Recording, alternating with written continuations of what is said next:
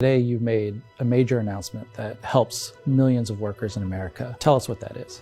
Today the FTC has finalized a rule that will eliminate the vast majority of non-compete clauses in people's contracts. A non-compete clause is a provision that basically prevents people from taking a job with a competitor or starting a competing business, usually within a particular geographic area and for a certain period of time. So around 30 million American workers are covered by a non-compete.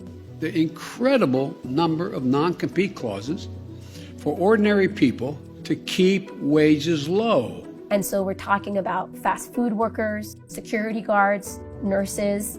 We're talking about engineers, journalists, veterinarians. These are really people across sectors, across income levels. So I could not work in my field for 1 full year within that radius. And I hope nobody has to go through what I went through, because it was very, very emotional and very challenging. We heard from workers who were working at a casino, got a better offer at a competing casino with higher wages, but because of the non-compete, they were locked in place. We heard stories from veterinarians who had to uproot themselves multiple times, switching states, all because a non-compete prevented them from being able to do business in the same state. When you think of the workers and the impact on their wages and earnings in America, what do you anticipate is going to happen as a result of this non-compete ban? Wages will go up.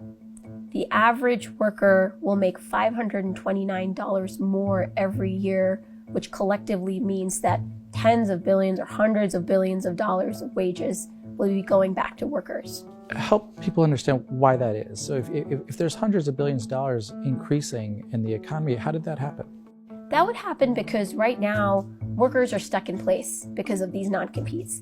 And so even if they get a better job opportunity with higher wages, with better benefits, they can't actually switch jobs, which is bad for those workers. It's also bad for other workers who won't have the opportunities that are not being created because of these non-competes. So there's just less churn in the economy overall, there's less dynamism, and that means that wages are lower than they should be. Corporate America, Chamber of Commerce, many of their allies want to fight this in the courtroom. The Chamber of Commerce told us today that the FTC's rulemaking is unlawful, and they told me today it's already contemplating legal action against it. What is our best understanding of why what you're doing today is legal and within your authority? So the FTC Act that Congress passed clearly gives the FTC the authority to issue rules to carry out its obligations. The FTC Act also prohibits what are known as unfair methods of competition.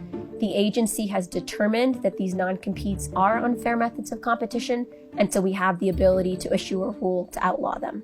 As chair of the Federal Trade Commission, one of your goals is to obviously see more competition in America. It's fair to say that if workers were given more freedom of movement, that you might also see more businesses sprout up?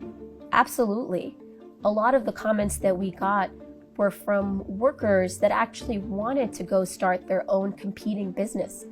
We heard from people in the asphalt business that saw an opportunity in the market, wanted to go start a rival firm, but weren't able to do so because they were locked in with a non-compete. And there's actually, correct me if I'm wrong, there's attorneys and bankers who make a decent income who are also affected by non-compete agreements, right? That's right. I mean, we got comments from across the income level.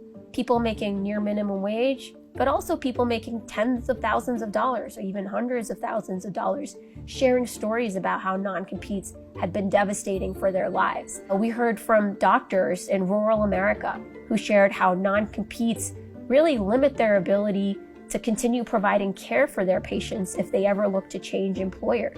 So this is having real-world effects, harming Americans and harming their communities. As you were talking, I was thinking of corporate M&A attorneys and big bankers at firms who work on mergers, and I would just want to make a point to them that Lena Khan's got your back. So you'll have more freedom of movement as a result of this non-compete ban.